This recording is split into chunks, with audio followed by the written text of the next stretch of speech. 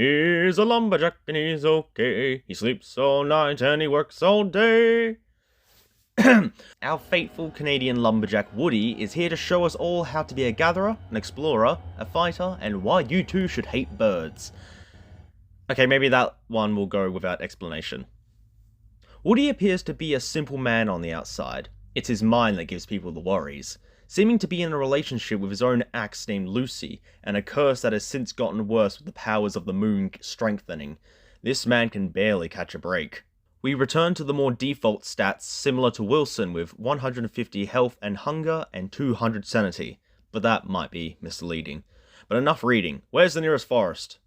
Upon spawning into the world, your inventory has already prepared you for your tree chopping duties. Lucy the axe is special in many ways. 1. It has infinite durability. 2. It can take the time to chop trees and chop that in half. And 3. It talks? No one knows if it's just Woody's mind or if the axe is actually sentient, but she will speak to him with a very high-pitched voice which may get annoying over time. And you can't even get rid of her. If you craft a new axe and go to use it, you'll transform into Lucy. Want to give it to someone else? Well, too bad, she refuses to be held by anyone other than Woody. But regardless, enjoy infinite chopping of trees. Woody's chopping animation is also twice as fast regardless of what axe he's using. Before we get to the big stuff, a couple minor mentions. Woody can recruit followers easier as they will stay loyal to him for longer. And Woody has a beard, which is similar to Wilson's but it won't grow and it can't be shaved. But doesn't that mean I'll overheat faster? Well, yeah. Woody has a built-in 45 insulation, keeping you slightly warmer in winter, but it will overheat you faster in summer. He also has a higher chance to spawn tree guardians. And now, the curse. Or 3 as it may be. Upon a full moon, or consuming 2 monster meats within 4 minutes of each other, Woody will transform into one of 3 were forms. When transformed, the hunger meter will change into a were meter, and it will be constantly draining upon transforming, but it can be slowed down by doing the task associated with each were form. You will also drop any equipped items such as weapons, tools, armor, etc. Except for backpacks for some reason. All of the were forms have night vision, 240 heat and cold protection, 70% wetness protection, and will drain sanity by 6 per minute. But each were form has a unique ability that will aid certain areas of survival. I'll go over them one by one and discuss what they're useful for. The were beaver is your gatherer, being able to chop, mine, dig, and hammer almost anything in your world. He can gnaw at a speed of 3.75 gnaws per second, but depending on what you're biting, it will take more bites to chop, mine, hammer different objects. He also has 10% speed increase, 25% damage resistance, and deals 27.2 damage, but that goes up to 44.2 damage towards all tree guard variants, but not being able to spawn them while transformed, which is just a little weird. The were moose is next, the fighter of the 3. He will deal 59.5 damage per swing and has a built-in damage protection of 90%. He is also 10% slower than normal, but has the ability to charge. When charging, he will run through most mobs, but will halt after a moment. But if he hits things like trees and structures, while dealing damage to whatever he hits, he will become groggy and will be extra slow for a little while. Finally, the were-goose. As they say, run like the wind. With extra feet of 40%, the were-goose can explore, but also evade many attacks. He must also be part Jesus, as he can also run on water. This can be helpful for finding the Lunar Island, Pearl, Crab King, and many other things. But Woody will drown if he transforms back whilst on the water. Upon leaving your were forms, Woody will return with 0 hunger, so please, carry some spare food. And now, unless you prepared prior, go find your dropped items. You'll notice that the were meter will drain at varying rates. If you were to stand still and do nothing, the were meter will drain much faster than if it would if you were doing certain actions. Upon transforming, it will start draining slowly, but if you keep standing still, it will drain faster. However, if you interrupt it by doing the action associated with your were form, it will go back to draining slowly again. The action associated with the were forms are chopping, mining, etc. for the were beaver, fighting or getting hit for were moose, and continuously running for were goose. The longest you can stay in your were form by doing the associated action is 4 minutes. But if you wish to control and be more specific with your transformations, you will need to craft kitschy idols. I hope I'm saying that right. Each one costs 2 monster meat, but the werebeaver requires 2 logs, the weremoose requires 2 grass, and the weregoose wants 3 seeds. Upon eating an idol, whilst taking away 20 health and 15 sanity, you will transform into the were form associated with the idol you consume. These won't spoil, so you may stock up if you wish.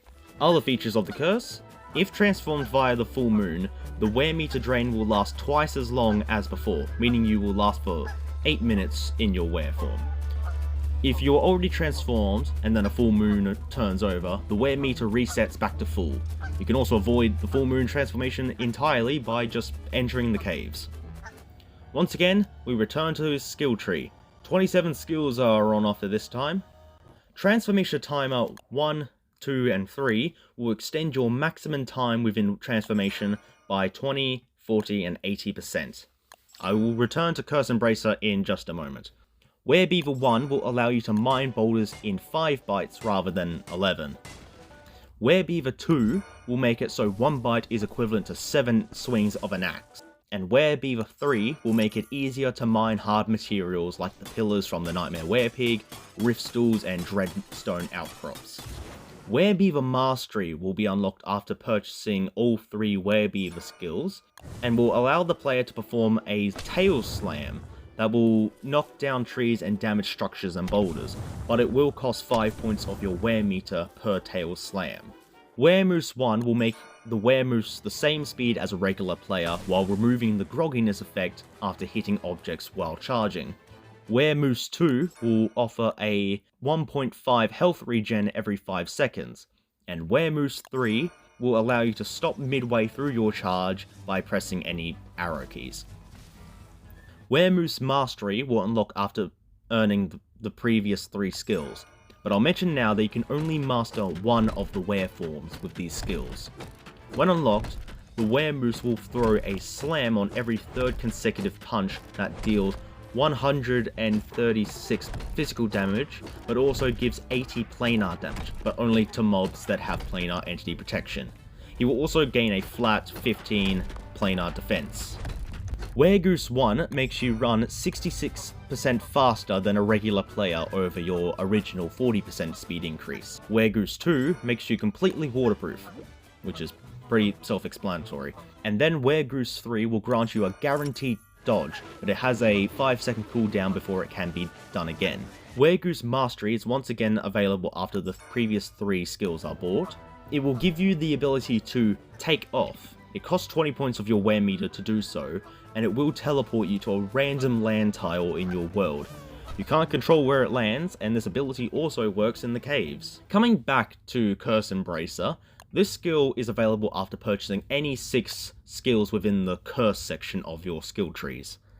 Once bought, you will receive no negative stat decrease upon consuming a Kitsi idol, and will return back to normal with 22.5 hunger rather than immediately starving. The Lumberjack tree is next, but it has 3 sections. I'll cover them going from left first, then the right, and then the bottom ones, okay?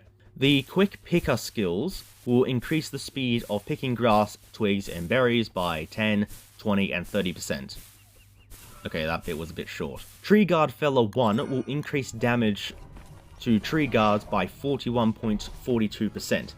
A weird number, but it works in the code for reasons a bit too complicated. Tree Guard Feller 2 will deal double damage towards tree guards.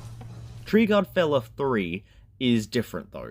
You will learn how to craft a tree guard idol out of 3 grass, 2 living logs, and 5 nightmare fuel. And you use it by sitting it near some trees, burn it, and then 2 nearby trees will transform into tree guardians. The idols do stack, and burning a bunch of them will summon even more tree guards. Woodworker will allow you to use Lucy to craft boards more efficiently, needing only 3 logs instead of 4, but you must have Lucy within your inventory to do so. The next 2 skills branch off of Woodworker, so that one must be unlocked before trying to get the others. Hat Carving will let you make a hard wood hat out of 6 logs, 1 pine cone, and with Lucy in your inventory. This piece of armor gives 70% protection against physical damage and has 262.5 durability. It also negates all damage from falling debris like earthquakes and lunar hail. Cane carving lets you use Lucy to craft a wooden walking stick out of 3 logs, 1 charcoal, and also having Lucy. This wooden walking stick gives a 15% speed increase when held and has 32 minutes of durability. A regular walking cane gives 25% movement speed and has infinite durability, but the resources needed to craft it is locked until winter, so this is not a bad alternative. Ah, the Affinity tree. You'll need to have spent 12 insight points already and beaten Ancient Fuel Weaver or Celestial Champion. Shadow Wrangler is granted by the Shadow Queen and will make all shadow creatures passive towards you, but only while you're in your were form. But if you do force target a shadow creature, then all shadow creatures nearby will aggro onto you. The skill also applies the usual 10% damage to lunar aligned mobs, while 10% protection against shadow aligned mobs. The Lunar Renegade, which I looked up means to betray a group or organization, just a bit of food for thought, is bestowed upon you by the Cryptic Founder, and will block the moon's ability to transform you. No, I am not joking. This skill is especially helpful if your world has moonstorms active, as they will guarantee a full moon every single night, which can get annoying. Oh, and once again, the same 10% damage to Shadow Aligned creatures and 10% protection against the Lunar Aligned. Anyone peckish for some nuggets?